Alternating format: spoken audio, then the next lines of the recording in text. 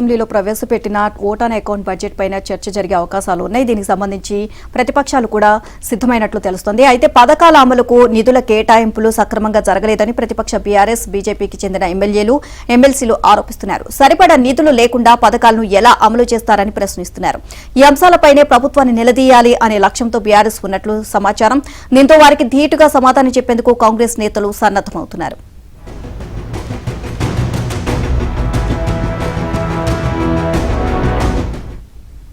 మరోవైపు కృష్ణా బోర్డుకు ప్రాజెక్టుల అప్పగింత వ్యవహారంపై కేసీఆర్ రేపు నల్గొండలో సభ నిర్వహించనున్న నేపథ్యంలో అందుకు ఒకరోజు ముందే ఈ అంశంపై పార్టీని నేరుగా ఢీకొట్టేందుకు కాంగ్రెస్ ప్రభుత్వం సిద్దమైంది. ప్రాజెక్టుల అప్పగింత విషయంలో ప్రభుత్వ విధానమేంటి, ఈ వ్యవహారంలో గత బీఆర్ఎస్ ప్రభుత్వ పాత్ర ఏంటన్నది ప్రజలకు తెలియజెప్పాలని నిర్ణయించింది. ఇందుకోసం ఇవాళ శాసనసభలో ఈ అంశంపై చర్చ చేపట్టనుంది. దీనికి పార్టీ ఎమ్మెల్యేలను సిద్దం చేసేందుకు ప్రజాభవన్లో ఆదివారం సాయంత్రం అవగాహన సదస్సు నిర్వహించింది. కృష్ణానది పుట్టు పూర్వోత్తరాలు, నదిపై ఉన్న ప్రాజెక్టులు, వివాదాలు, నీటి వాటాలు తదితరాలపై మంత్రి ఉత్తమ్ పవర్ పాయింట్ ప్రజెంటేషన్ ఇచ్చారు. ముఖ్యంగా కేఆర్ఎంపీకి ప్రాజెక్టుల అప్పగింత ప్రతిపాదన, దాని పట్ల గత బీఆర్ఎస్ ప్రభుత్వం చూపిన నిర్లక్ష్యం, ఏపీ సీఎం జగన్ తో కుదుర్చుకున్న అవగాహన వంటి వాటిని వివరించారు. సదస్సు అనంతరం ఎమ్మెల్యేలకు సీఎం రేవంత్ దిశానిర్దేశం చేశారు. శాసనసభలో ఇవాళ చేపట్టనున్న చర్చలోనూ ఉత్తమ్ పవర్ పాయింట్ ప్రజెంటేషన్ ఇవ్వనున్నట్లు తెలుస్తోంది. ఇక కేసీఆర్ సభ జరిగే రోజు ఎమ్మెల్యేలను ప్రభుత్వం ప్రత్యేక బస్సుల్లో మేడిగడ్డ పరిశీలనకు తీసుకువెళ్లనుంది.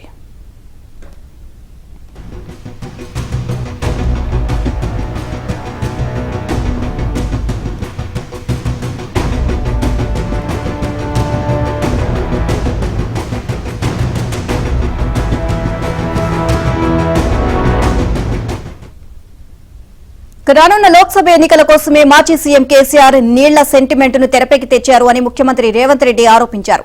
కేఆర్ఎంబీకి కృష్ణా ప్రాజెక్టులను అప్పగించవద్దు అన్నదే ప్రభుత్వం విధానమని ఆయన స్పష్టం చేశారు. వాస్తవానికి కేంద్రం గెజెట్ నోటిఫికేషన్ ఇచ్చినప్పుడు కేసీఆర్ ప్రభుత్వమే అభ్యంతరం చెప్పలేదు అన్నారు. ఈ విషయంలో కాంగ్రెస్ ప్రభుత్వంపై బీఆర్ఎస్ నేతలు చేస్తున్న దుష్ప్రచారాన్ని శాసనసభలో బయట తిప్పుకొట్టాలని పార్టీ ఎమ్మెల్యేలకు సీఎం సూచించారు. ఇక మరింత సమాచారాన్ని మా కరెస్పాండెంట్ నరసింహరావు అందిస్తారు. గుడ్ మార్నింగ్ నరసింహరావు, చెప్పండి.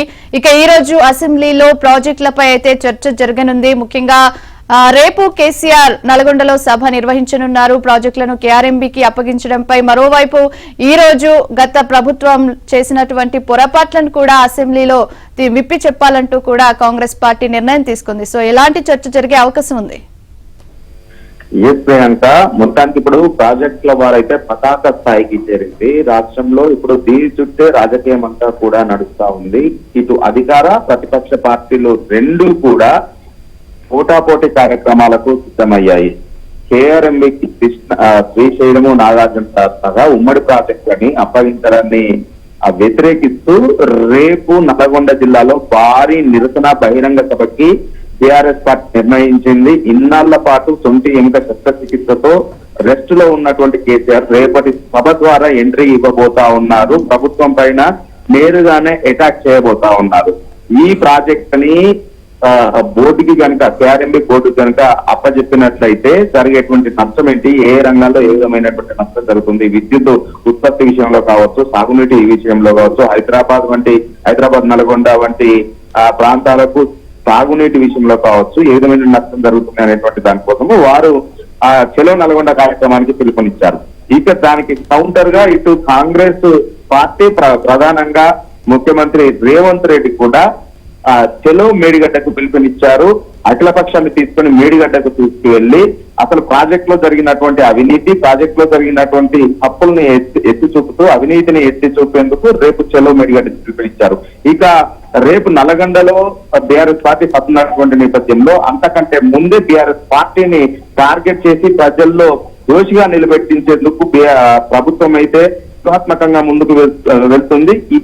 రేపు చెలో నల్గొండ ఉన్నటువంటి నేపథ్యంలో ఈ రోజే సభలో గత ప్రభుత్వాన్ని ఎండగట్టే విధంగా ఈ రోజు సభలో ఒక శ్వేతపత్రాన్ని విడుదల చేసి దానిపైన చర్చించడానికి సిద్ధమవుతున్నట్టుగా తెలుస్తా ఉంది. శ్వేతపత్రాన్ని విడుదల చేయడానికి కూడా సిద్ధమవుతున్నట్టుగా తెలుస్తుంది. ప్రధానంగా గత ప్రభుత్వం తీసుకున్నటువంటి నిర్ణయాల కారణంగానే ఈ రోజు కేఆర్ఎంబీకి అప్పగించాల్సినటువంటి పరిస్థితులు వచ్చాయి అనేటువంటిది తమ విధానము వ్యతిరేకించడమే, అప్పగించము అని చెబుతూనే ఇప్పుడు జరుగుతున్నటువంటి చర్చ కూడా అప్పగించేటువంటి అవకాశం పైన జరుగుతున్నటువంటి చర్చ కూడా గత ప్రభుత్వం తీసుకున్నటువంటి తప్పుడు విధానాలే కారణమని చెప్పేటువంటి ప్రయత్నాన్ని అయితే చేయబోతా ఉంది. అందుకోసం ఈ రోజు శ్వేతాపత్రాన్ని విడుదల చేసేటువంటి ఆలోచనతో ప్రభుత్వ వర్గాలు ఉన్నాయి. ఎందుకంటే అసలు రాష్ట్ర విభజన చట్టంలోనే ఈ అప్పగంతకు సంబంధించినటువంటి అంశం ఉంది.